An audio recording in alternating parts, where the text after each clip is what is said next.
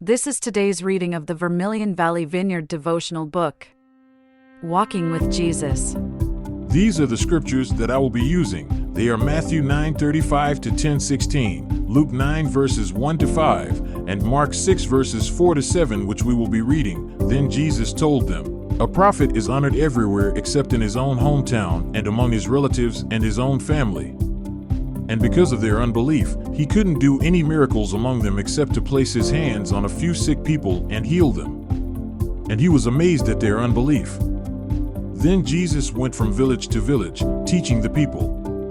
And he called his 12 disciples together and began sending them out.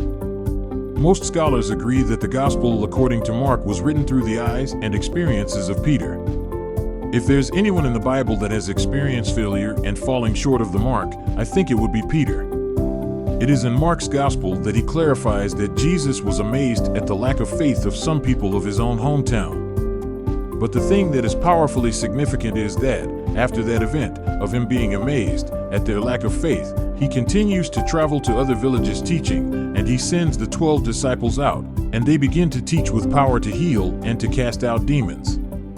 Truly, they were advancing the kingdom and presenting the gospel without the stigma of being so familiar. It causes me to question if any of the disciples went back to Jesus' hometown to give then another chance to see the greatness of the message without the weight of the familiarity. I do believe that Jesus Christ is the perfect example of a man of God.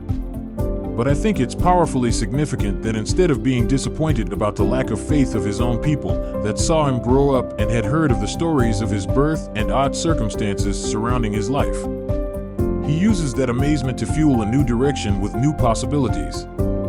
I wonder, was his leaving his hometown a form of grace so that another could come and preach the same gospel of repentance? For us today, when you are faced with seemingly tragic events that fall short of your expectation, what if it is simply one step closer to finding what it is to succeed? Sometimes a new hope is birthed out of our disappointment.